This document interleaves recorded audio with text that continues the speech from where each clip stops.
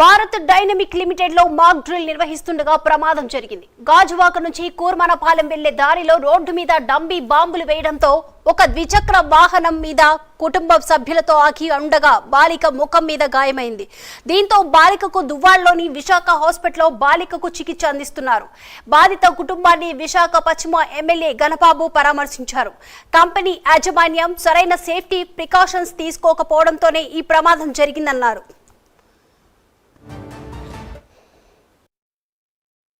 Night Gajuwaka నుంచి మేము వడ్లపూడి నుంచి గాజువాక వెళ్ళి వడ్లపూడి ఎట్లా అవుతున్నప్పుడు బీడీఎల్ గేట్ దగ్గర వాళ్ళు ఆపారు. బీడీఎల్ సెక్యూరిటీ వాళ్ళు ఆపినంటే మేము బండి ఆఫ్ చేసాము. ఆఫ్ చేసాకనే ఏం జరుగుతుందని చెప్పాము. అడిగానంటే వాళ్ళు చెప్పారు ఆపరేషన్ జరుగుతుందని చెప్పారు.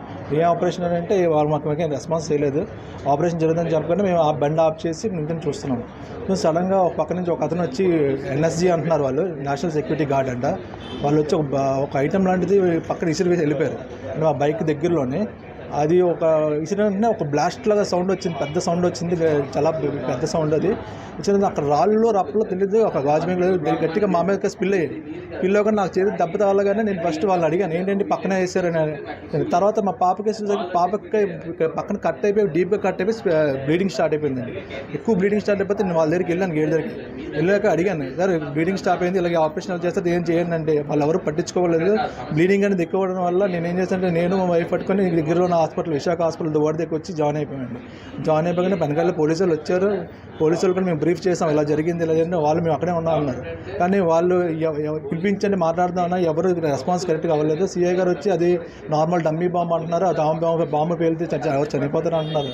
కానీ మాకు జరిగింది ఇలా చూడండి అని మేము అడిగాము. కొంచెం ఎవరైనా తీసుకురండి మాట్లాడుతూ ఉన్నాం, ఎవరు రెస్పాన్స్ లేదు.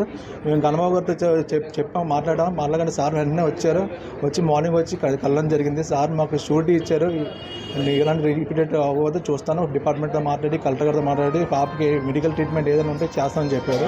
ఈరోజు ఏదైతే భారత డైనమిక్ ఆర్గనైజేషన్ VPZ దగ్గరలో గాజువాక ప్రాంతంలో ఉండేటువంటి డిఫెన్స్ డిపార్ట్మెంట్ ముందు ఒక మాక్ డ్రిల్లో భాగంగా రోడ్డుపై వెళ్తున్నటువంటి ఒక బైక్ మీద ఉన్నటువంటి ఒక చిన్నారి గాయపడింది. అదృష్టవశాత్తు కేవలం బొగ్గకి అదేవిధంగా లోపల ఉండేటువంటి దంతం వరకు డ్యామేజ్ అయిందని ఇప్పుడు డాక్టర్ గారు చెప్పడం జరిగింది. ఇట్లాంటి మాక్ డ్రిల్స్ అనేటువంటిది ఇండస్ట్రియల్ ఏరియాస్లో జనరల్గా ప్రజలకి అవేర్నెస్ క్రియేట్ చేయడానికి ఆల్ ఇండస్ట్రీస్, ఇటు ఫార్మా కావచ్చు, లేకపోతే డిఫెన్స్ డిపార్ట్మెంట్స్ కావచ్చు, ఇతరత్ర అన్ని పరిశ్రమల్లో పబ్లిక్ని కానీ లేకపోతే అక్కడ ఉండేటువంటి డిపార్ట్మెంట్లో ఉండే ఉద్యోగస్తుల్ని కానీ వాళ్ళకి అవగాహన పెంచడానికి చేసేటువంటి డ్రిల్స్ సహజంగానే జరుగుతుంటాయి. కానీ మొట్టమొదటిసారి ఇలా ఒక సివిలియన్స్ గాయపడడం అనేటువంటిది నేను చూస్తున్నాను. నేను చాలా ఏళ్ళుగా ఇలాంటి మాక్ డ్రిల్స్ అనేటువంటి అటెండ్ అవుతున్నాను.